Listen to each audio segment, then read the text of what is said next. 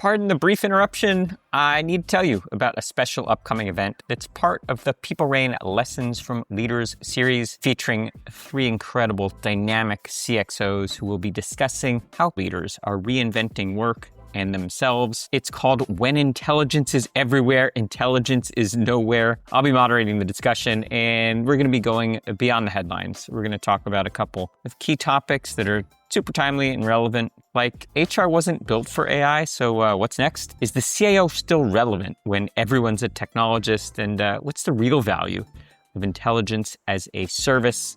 If you like this podcast, and I hope you do, you must join us. The event's September 17th at noon Eastern Time. Register via the link in the show notes. Everyone who attends will receive a custom AI maturity industry benchmarks report. It's normally $499. We'll give it to you for free just for attending. It's a virtual event. It will be live streamed. It's free to attend, but you must get pre-approval. There will be a wait list. And you know what else? If you DM me on LinkedIn when you register, I will send you some limited edition People Reign swag. Now back to today's amazing episode. There's a large technology company in Silicon Valley spending $800 million on AI tools this year, and almost no one is a power user of these AI tools. Most people look at their ChatGPT prompt and do nothing with it, or they check what time Man City's playing Arsenal this weekend. The Uber CTO came out and talked both about the amazing power of AI coding tools, but also how they had blown through their entire annual token budget in 3 months. These people that are making $250,000 to $450,000 a year in mid-level jobs, and fundamentally know in their heart they're not working as hard on their own improvement as they were in their early 20s, and that was okay, and that's just not going to be okay anymore. Yo, it's the future, don't hit the snooze. AI is here giving humans the boost. Team Humans rolling, brains in the game with Dan Turchin. Y'all remember the name. People reign in the mix, no stopping the flow. Better work, better life, yeah, we're ready to go. Robots and humans, a collab, you know. Okay, let's start the show. Good morning, good afternoon, or good evening, depending on where you're listening. Welcome back to AI and the Future of Work. As always, I'm your host, Dan Turchin, CEO of People Reign, the AI platform for IT and HR employee service. Our community is growing. If you haven't yet, mash that button to subscribe to the weekly newsletter. You'll get some fun facts and some clips that don't always make it into the main episode. If you like this episode or any other, you owe it to humanity to share a link to one of these conversations with just one person who you know and trust and who you think might benefit from some of these conversations. If you leave a comment, I just may share it in an upcoming episode, like this one from Timothy in Augusta, Maine, who's a retired astronomer. Timothy's favorite episode is number 292 with Peter Voss, the co-inventor of the term AGI, Artificial General Intelligence, on making AI smarter without harming humans. It's a provocative conversation. I enjoyed that one. Check that one out. In the show notes, we learn from AI thought leaders each week, and of course, the added bonus, you get one AI fun fact. Here it is for today. Matthew Heimer and Nicholas Rapp write in Fortune Online about the recent Anthropic paper titled Labor Market Impacts of AI, a New Measure and Early Evidence. The research scores how specific jobs are vulnerable to AI by distinguishing between theoretical exposure, what AI could potentially do, and observed exposure, what it's actually doing in the real world. While AI can automate specific tasks, it rarely replaces an entire job. For instance, while AI can assist a microbiologist with data synthesis, it cannot physically collect samples in the field. Humans still need deep domain knowledge to verify AI outputs and provide the necessary context for complex tasks. There's a significant difference between theoretical and actual AI adoption. For example, while coding has a 94% theoretical exposure rate, actual adoption covers only about 30% of tasks. Of course, we will link to the full article in the show notes. My commentary on this one, not surprisingly, the jobs with the least AI exposure are the ones that require the most human-to-human interaction in the real world, away from a screen. Healthcare workers, agricultural workers, food service employees, and landscapers are all the least likely to be replaced by AI soon. All of Anthropic's findings are to be expected. My issue is with the approach it reveals, the tech bias you'd expect from the source, Anthropic. It strips humanity from the discussion. we're asking the wrong question when we start with, how many tokens are required to replace jobs? The enlightened questions we must ask are, how can augmented intelligence make jobs safer, create more jobs, and increase the satisfaction humans derive from doing those jobs? Contact me. I don't often give my email address, but it's dan@peoplerain.io. Reign like the reign of a king or queen. If you're interested in countering the anthropic narrative with an equally rigorous examination of those topics, I'd love to engage with anyone who would like to collect some data and do a parallel analysis. Now, shifting to this week's amazing conversation. Russ Fradin is the co-founder and CEO of Larridin. Prior to Larridin, the enterprise AI ROI measurement platform. He co-founded and was the CEO of Dynamic Signal, now Firstup, an enterprise platform that pioneered solutions for employee communication and advocacy. Before that, he co-founded and was the CEO of Adify, a technology and media services company. He also co-founded the family protection service, SocialShield.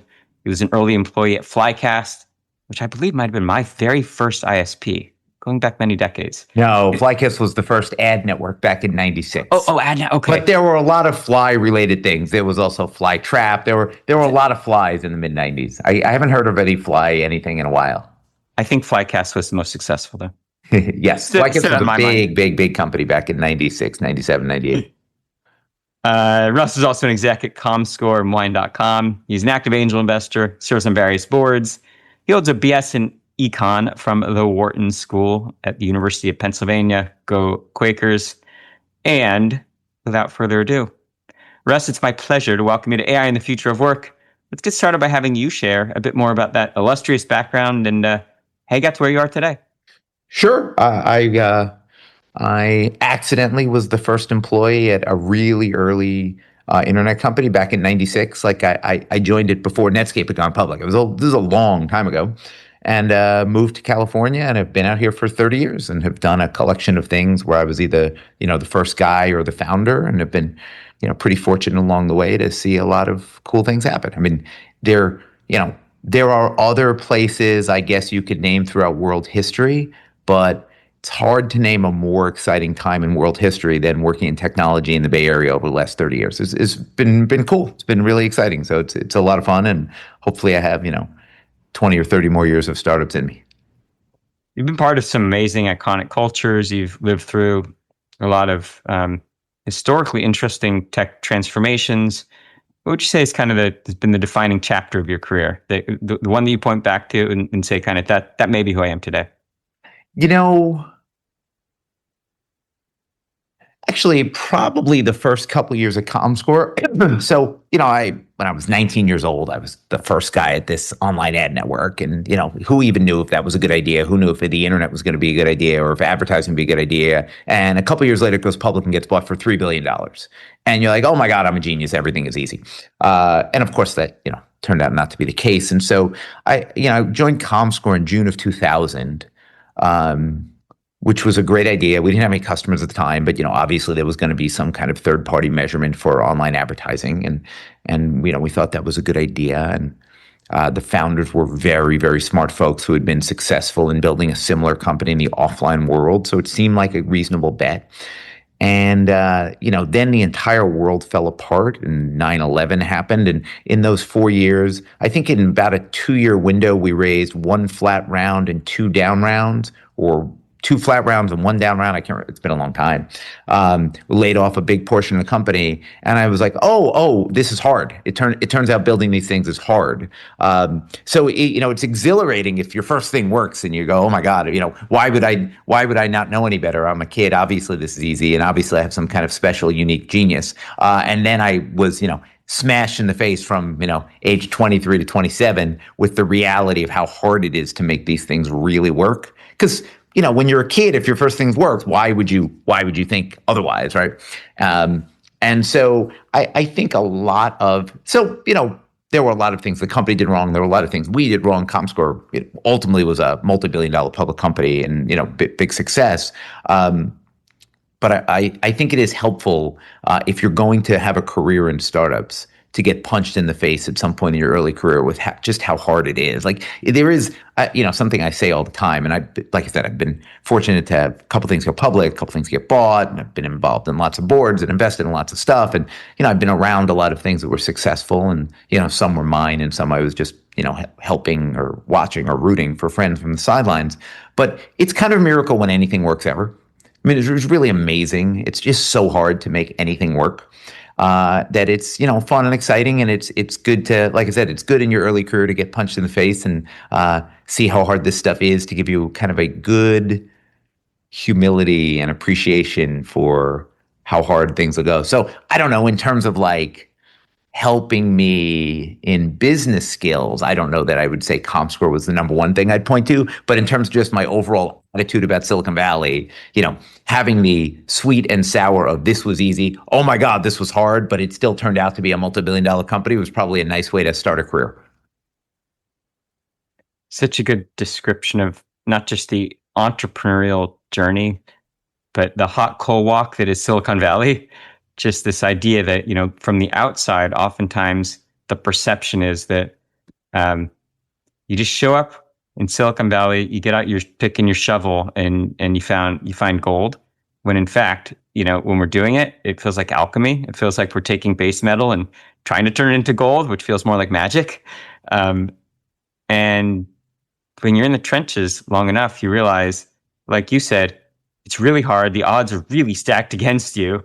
And you have to be driven by an unimaginably unrealistic sense of awe and wonder and confidence in yourself. Yeah, it is a relatively absurd idea. I mean, people will talk about it. It's been, been kind of a common thing people talk about in Silicon Valley, about how it's just amazing how much you can shape the world to your will. And that is true.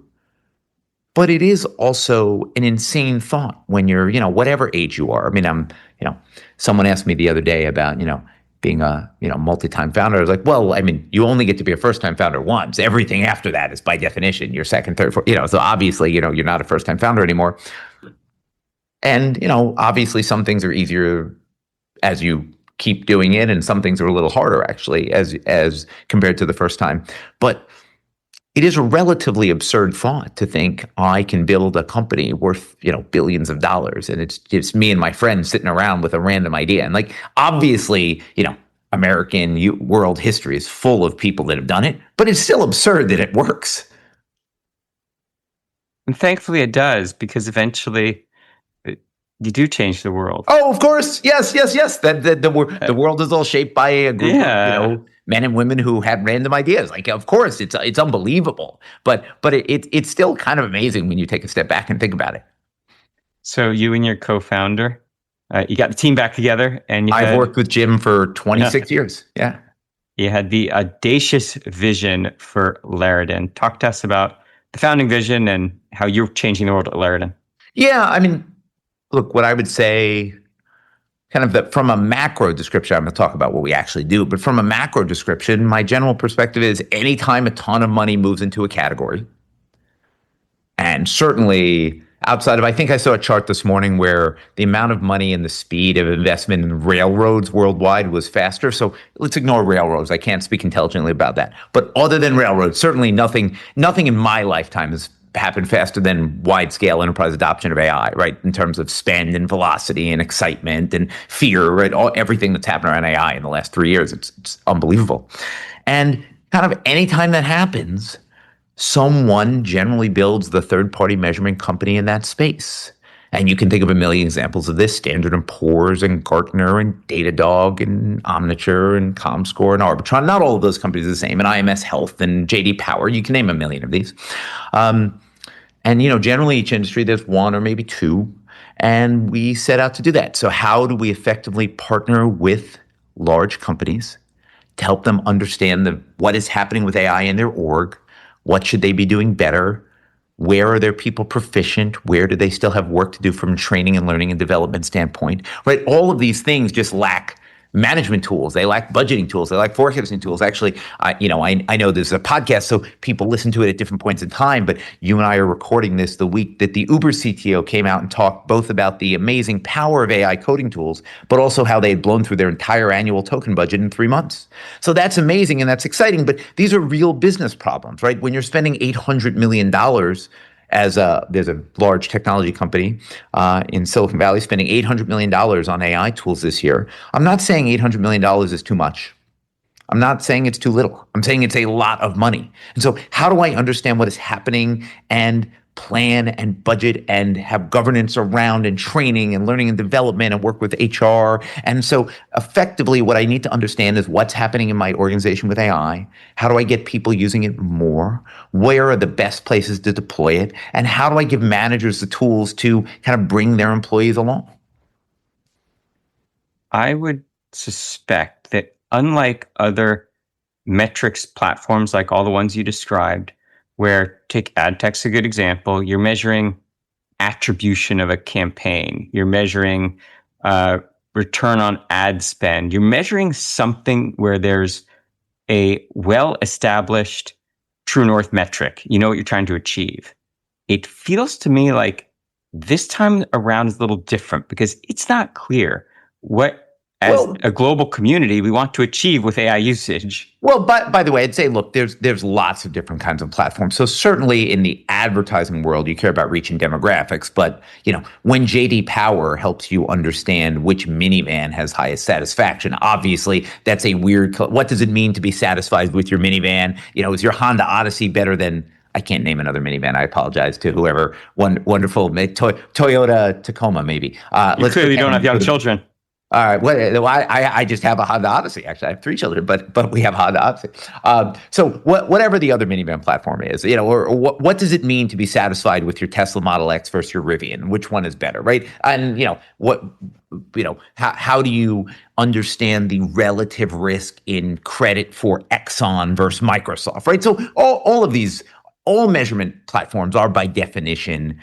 You set a set of standards. They are, of course, nebulous. Of course, that is true. So I actually don't think that's a unique problem to AI. By the way, we've had the idea of measuring employee productivity for 50 plus years, right? I mean, the McKinsey Corporate Health Index or Accenture and Towers Watson both have things there. Like, what does it mean to understand employee productivity, right? By definition, none of this is going to be exact, right? Usage data is exact. So, Dan is spending $10,000 a month on tokens, producing this much code with this velocity adjusted complexity adjusted velocity, right? And Russ is spending $2,000 a month with X. As a manager, we're not talking about an automated decision to say, promote him, demote him. What we're saying is, what are the tools I even need to understand how to measure these? Because these investments are very, very large. And so, our customers are always CIOs and CFOs who really are saying, look, we know AI is going to be an important part of our future.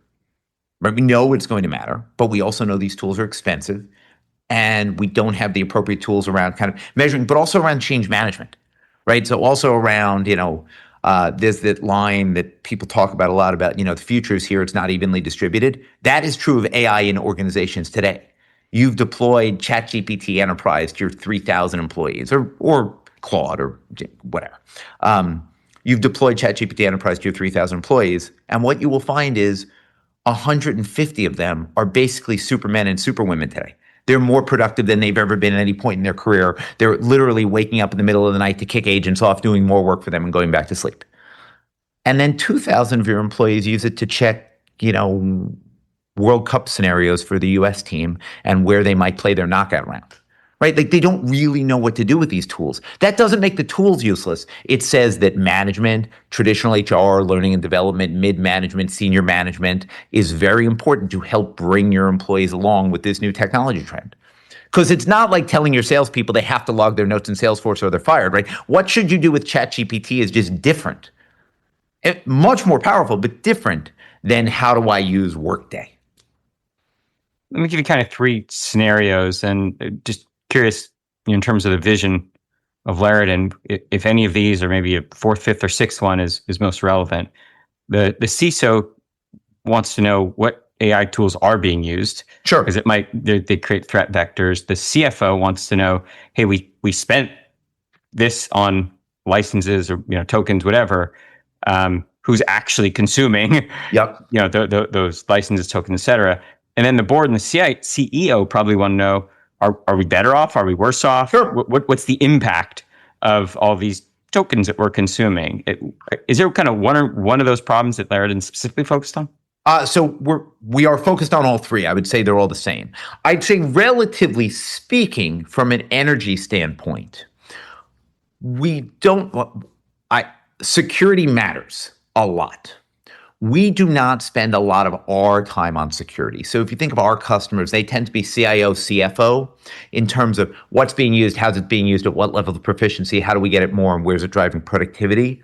We are not network scanning. There are some amazing solutions I'm not saying people do not need AI security. That's just not what we're doing, right? If you're a CISO looking to understand, is there any instance in our company of, I don't know, North Korean AI spy? Like, that is probably a problem. It is just not one that we are working to solve. So yes, where we overlap a little bit is obviously one of the things you get from us is a complete accounting of all the AI tools being used in your org.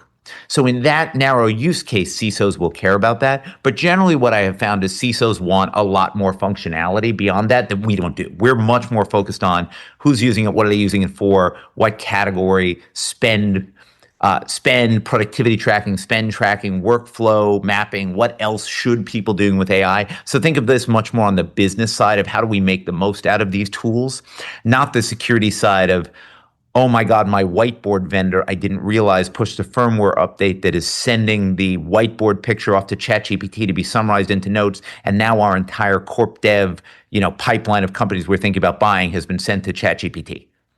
Right, which is an actual question I got asked about from a company. I was like, oh, that does sound like a real problem. It is not one we solve, but that does sound real.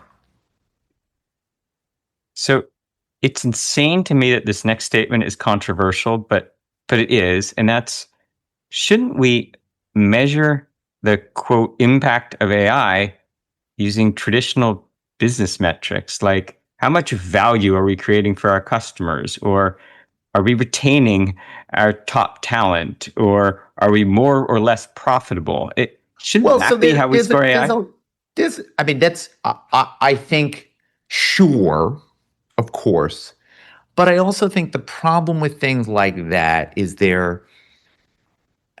I think they're kind of insufficiently, they're too zoomed out, to use a non-technical, but you get what I'm saying, word there, which is, sure, of course I'm going to care about that.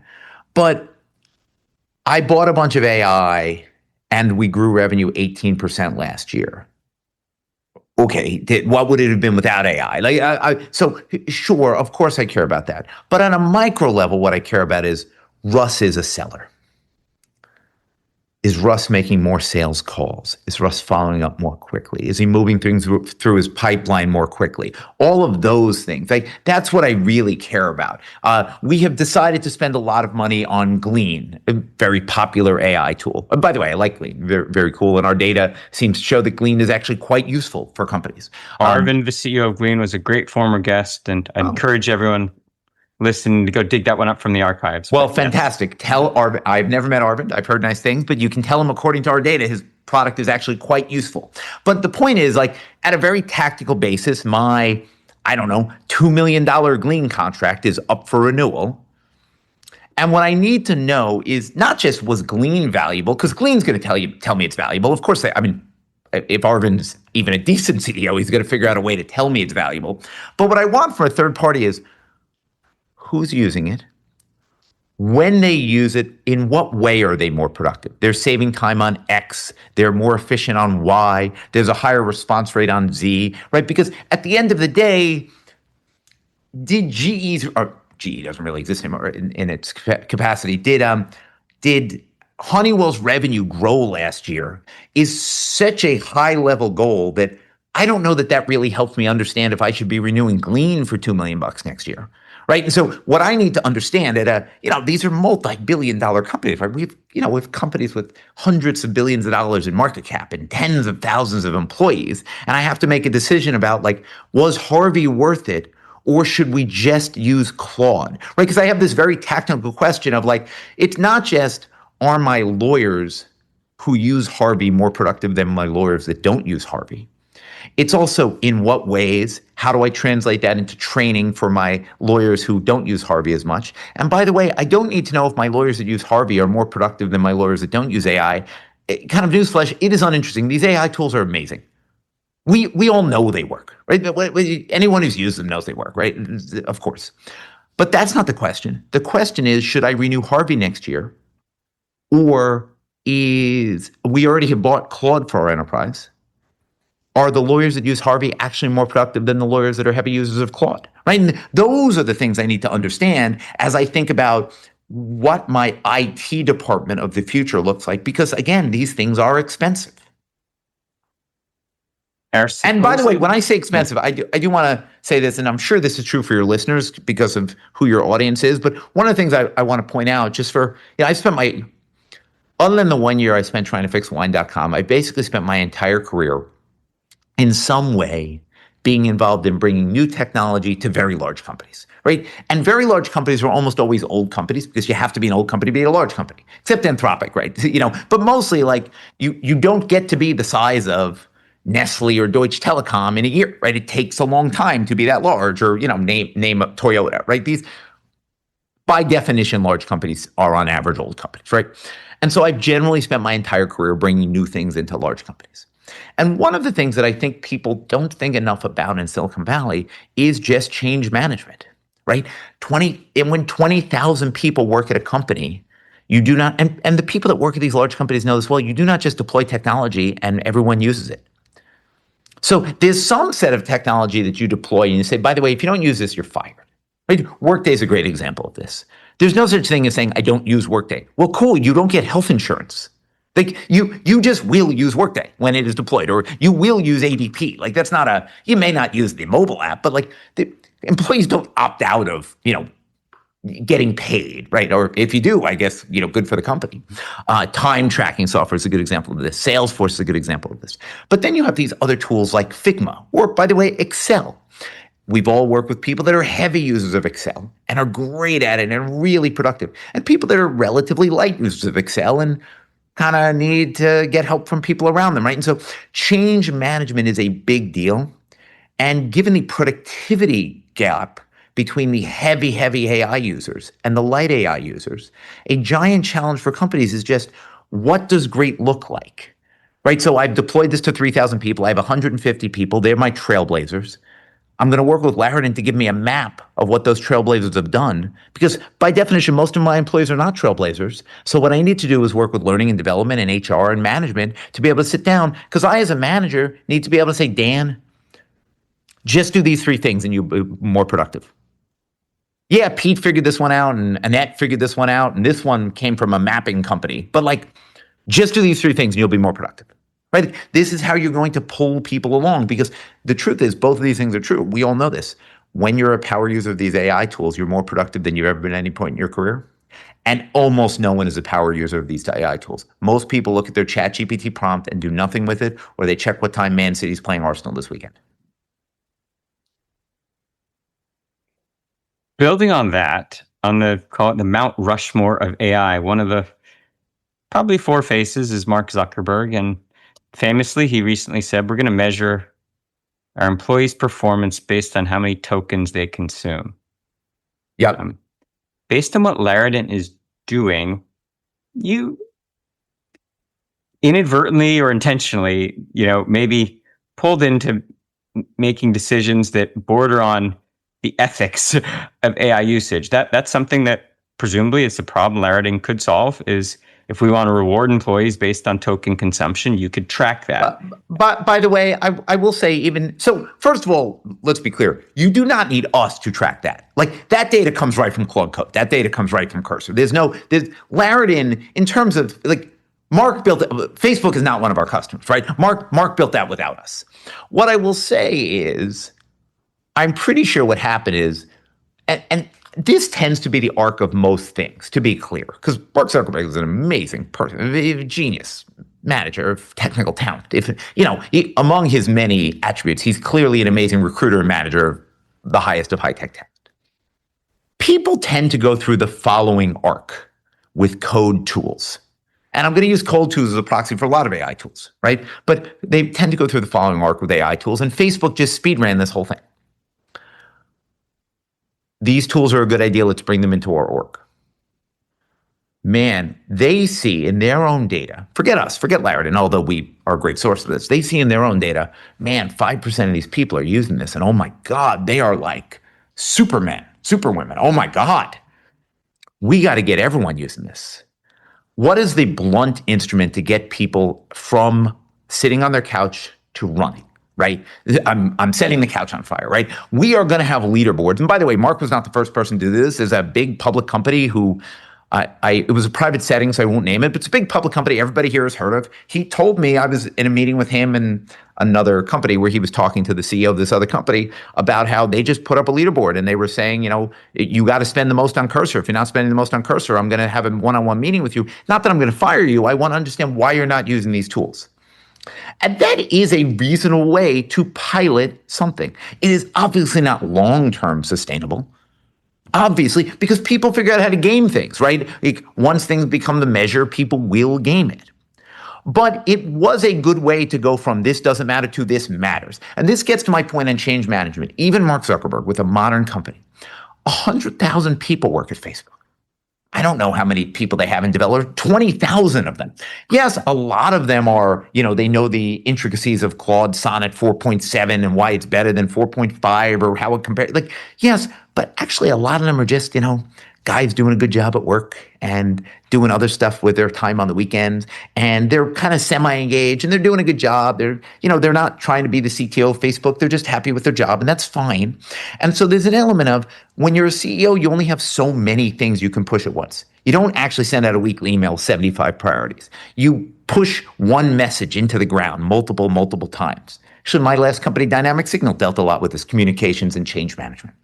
And so Mark, I assume, was sitting there saying, I got to get people using these tools. So we're going to start pushing people to use these tools. And that, my guess is, was wildly successful in getting people to go from nothing to, oh my God, hair on fire. The main boss has said this matters. I need to go all in on these tools. Now, obviously, what happens is the predictable thing that happens, which is people start gaming the system different ways. In Facebook's case, that went public on Twitter, and they backed off of that. But I guarantee, yes, they wasted money on tokens. It is definitely true that some subset of people at Facebook were burning a bunch of tokens because it became a measure, and they were doing uneconomic things because Mark told them they had to be high on the leaderboard. I am sure that is true. But I guarantee you the base level of AI coding usage today at Facebook is 10x what it was a year ago. And that is in part thanks to the blunt instrument of everybody needs to do this. Now, by the way, when we see where Larridin, bring this back to my own company, where do we get involved? 3 years ago, companies weren't using AI. If I had launched Larridin 3 years ago, nobody would care. 18 months ago, we were in heavy experimentation phase. This is a thing that has been true. And by the way, all of the AI CEOs that have come on your company, come on your podcast would admit the same thing. So then what happens is you get a lot of experimental budgets. Right? I don't have any real budget for Claude or for OpenAI or for Harvey or for Glean or for, name all these are amazing companies, or for Cresta. It's my experimental budget, but experiment doesn't mean it's not going to work. Experiment means it's high enough on the stack that I am going to make a bet on it because I hope it's going to work. And the truth with AI is it mostly did. And so the right time for Larridin to launch, that's why we've been so excited the last couple of months, is a big thing about 2026 has been, great, we've done these experiments. They mostly work, but I need to operationalize them. I got 3,000 employees using it. Yeah, 200 are wildly successful. What do I do with that? Right? So Mark used a blunt instrument of everybody use it. I'm going to judge who uses it the most. I'm not saying that's the best management tool, but it worked. And so one of the reasons Larridin is working is what you want for us as a company is we're moving out of the pilot phase into this stuff matters. But by the way, the answer just can't be the guy that spends $20,000 on tokens is better than the guy that spent $10,000. So even ignoring the ethical, I cut you off on a very interesting ethical point, so please ask me that again. But my point was, like, you don't need Larridin to measure token spend at the individual level with Cursor. That's just in the Cursor dashboard, right? That's not us. You can print that out, you can put it on a board, and you can fire people that are in the bottom 10% of spenders if you want to. I wouldn't encourage that as a human, but that's not a Larridin related question. But for change management, I mean, you've met a lot of sales managers in your career. If you're managing a 500-person sales force and 50 of your sellers decide they're never going to log into Salesforce.com, you fire those sellers. At some point, CRM didn't exist, or cloud CRM didn't exist. Then at some point, cloud CRM began to exist. People understood how valuable it was. And then we got to a point where it is just part of doing your job. There's no such thing as a person in FP&A that doesn't use Excel. There's no such thing as a seller that doesn't use Salesforce or HubSpot or whatever. There's just not going to be any such thing as people in these knowledge worker jobs that don't use AI. So the question is then, now that that is true, how do we build a superstructure of tools around management and understanding and budgeting and tracking? And that's what I think is the exciting opportunity is, these are real product. They are going to manage. And by the way, if you really think about this, look, the workplace of the future is going to be humans using AI tools and agents doing autonomous work. And, there's the doomer narrative, like, oh, we'll fire everybody. Like, I don't believe that's true, but let's ignore that. In the future, some amount of my money will be on autonomous agents, and I need to figure out how to manage and understand what's happening there. And some amount of my money will be on tools that help my humans be more productive. And we're just trying to be a measurement layer to help people understand and navigate those decisions and optimize those outcomes. So you are clearly going to wallpaper the planet with Larridin. It's going to be ubiquitous. And as the CEO, you and your leadership team have some important decisions to make. You define what will be measured. And as we know, just societally, what gets measured becomes a target. Sure. And what becomes a target is what we reward. Sure. And what we choose to reward drives the economy. How do you think about the obligation, the responsibility? You have to pick the right things to measure, because that's going to potentially drive, a lot of important outcomes. For sure. Yeah. So what I would say is, this is one of the nice things about this is it's company dependent. If I think even in our relatively young phase across our companies, what the CFO of a Canadian bank wants to measure is different from what the CIO of a high growth technology company wants to measure. And we're just really measuring all of these various inputs for them. So it might be over time. Your question is not, to the extent Larridin gets to the point where we are that important that people are asking us what they should measure, that is an excellent question and a real responsibility. Today, we are giving people a set of tools to measure their normal business metrics that they care about as a company. The AI tools impact on those metrics. And what I will tell you is, even from our relatively small customer base today, from where we hope it'll be a year from today and 3 years from today, you see a whole wide variety of companies. We've had customers ask us about this purely from a cost saving standpoint, which is probably because they're looking to cut costs in some areas. And actually, we've had more customers ask us about this purely from a productivity and growth standpoint of where should we be investing? Where are we getting the most leverage, right? It is definitely true that some people are thinking about using AI to grow faster than ever before and hire as many people as possible because they're no more productive. It is also definitely true that some people are going like, how do I cut 20% of my workforce, right? Like fundamentally, like how do I get those tools used? So today we're building a set of measurement tools for sure. But yes, if we are ever important enough to be at the point where you're defining these are the measures that should matter, yeah, that is definitely true. Like as a society, and Larridin will be, I suspect, a small part of that. But as a society, what should we measure? Of course, and this is constantly an issue. It predates AI. AI will obviously be a part of it. By the way, you saw a big issue with this with remote work, right? A lot of companies during remote work, I'm a remote work hater. I've always hated remote work. I'm just a remote work hater. It's one of these things I don't really debate with people. If other people like working from home, great. I don't like it. It's fine. And you saw this with remote work. Of one of the things I used to say is, look, all of these young people pushing for the freedom to work from their parents' home in Milwaukee instead of coming in the office every day. If you push too hard, CFOs are going to realize it will be a lot cheaper to have a remote worker in Turkey than to have a remote worker in Milwaukee. Now, I would say for a whole variety of reasons, it has turned out the world has moved back in the way I was hoping it would, not because of me, obviously, but in the way I was hoping it would, of like, you should go in the office. Like, it's great. All my coworkers are down the hall. That's fantastic. But sure, fundamentally, there will be certain companies where the further away you are from headquarters, the more impersonal the relationship I have with my employees are for certain roles, the more, excited I'm going to be to replace you. With an overseas worker, by the way. We've already seen this with the opening of India and Pakistan and Turkey and Mexico, right? Like some companies said, how do we fire as many Americans as possible and just replace them with cheaper workers? And now if those AI workers are even cheaper, they're going to replace them with AI workers, of course, right? This is that same trend from the last 30 years. That has not been a massive change to employment in the negative, by the way. I mean, so I generally believe that mostly what you're going to have is companies realize their employees can be so much more productive. Let's hire even more. We can sell more and grow even faster. But certainly some subset of our customers are using us to figure out where can we really get savings, for sure. Russ, we came full circle because I'm going to remind you when we started the conversation, we talked about kind of the through line of your career, dream bigger and change the world, right? So I'm going to take you over. I'm going to say that we'll be back here having a version of this conversation talking about how impactful some of the decisions that you've made at Larridin are. Hopefully. Well, unbelievably, we're about out of time, but you're not getting off the hot seat without answering one last very important question for me. Sure. I'd asked a mutual friend, former CEO of Gainsight, repeat guest on this podcast, Nick Mehta. Love Nick.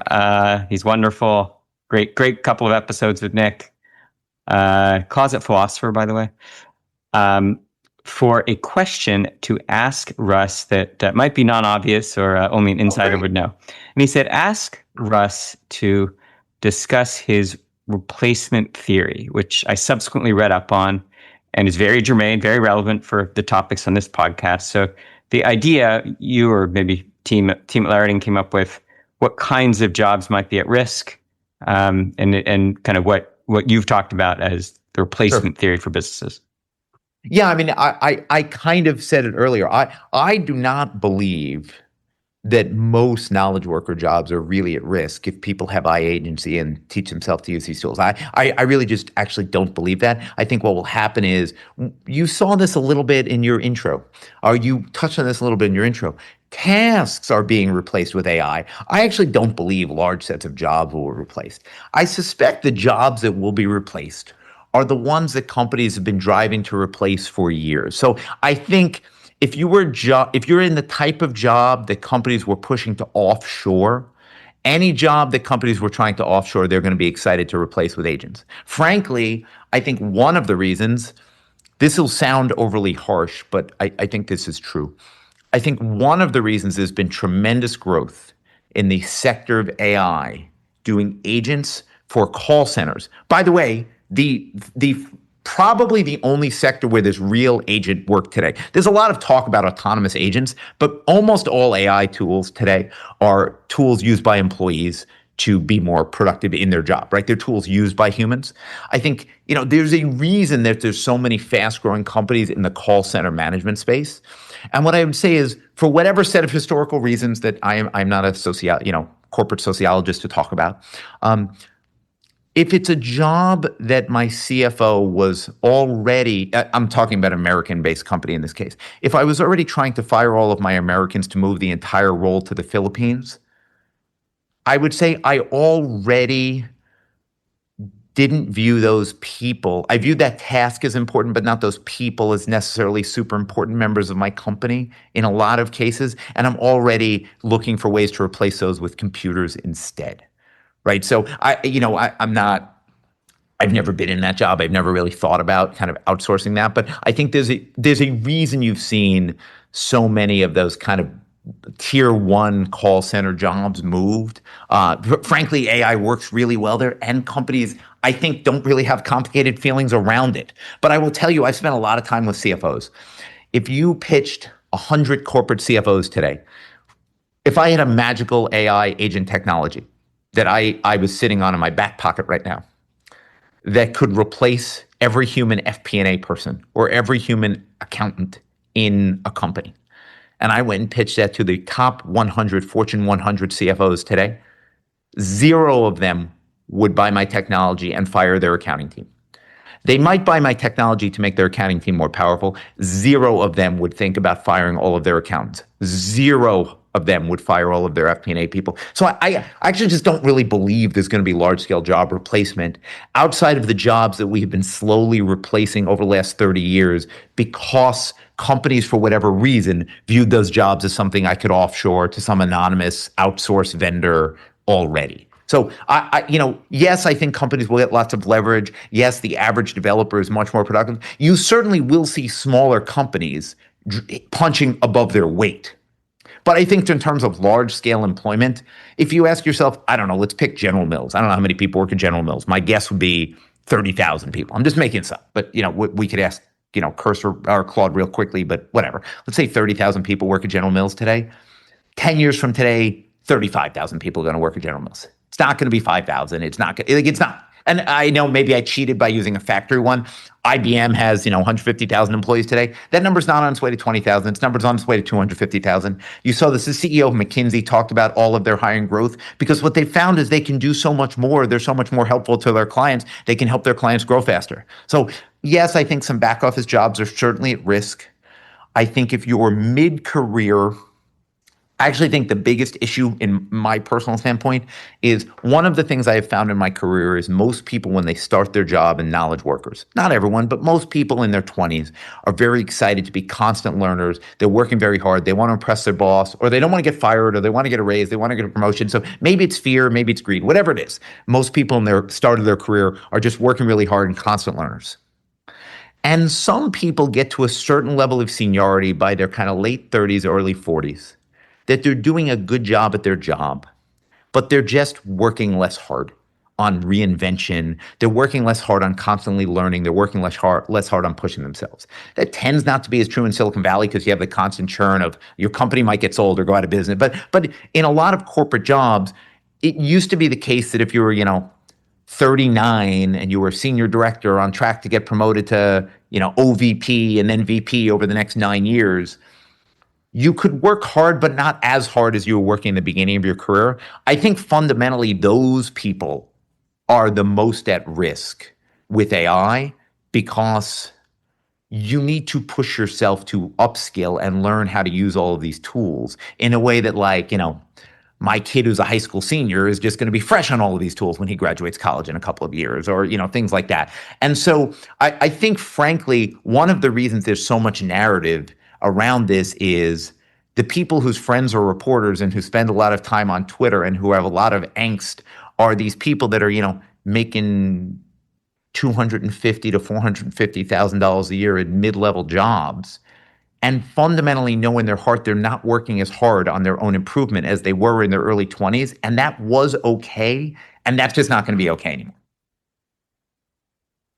I tell you what, you have an open invite to come back, hang out on another episode of the show, but I want you to come armed with data that backs up your replacement theory. And I hope that it validates that AI is a net positive for jobs, but also for humans. How about that? Let's challenge? Do it. Would love it. All right. I mean, the truth is the data doesn't exist yet, but that's also what I hope. So this was a lot of fun. Thank you. Russ, where can the audience learn more about you and the great work that your team is doing? Larridin, just Larridin.com. And, I'm not hard to find on Twitter or LinkedIn or things like that. There's only one other person with my name. He's my uncle. He's also great, but he has nothing to do with Larridin. So if you search for Russ Fradin, you'll find me or my uncle, and I'm the younger one who has no hair. Well, there you have it. The great hairless Russ Fradin from Larridin. And gosh, that's all the time we have for this week on AI and the future of work. As always, I'm your host, Dan Turchin from PeopleRain. And of course, we're back next week with another fascinating guest. Yo, it's the end of the show. Time to power it down. AI's the sis, but humans wear the crown. Team Human in the house, got the vibe so clever. Dan Turchin from PeopleRain, making us better. We learned about AI for humans. We're ready to conquer the future. That's all for now. See you next time.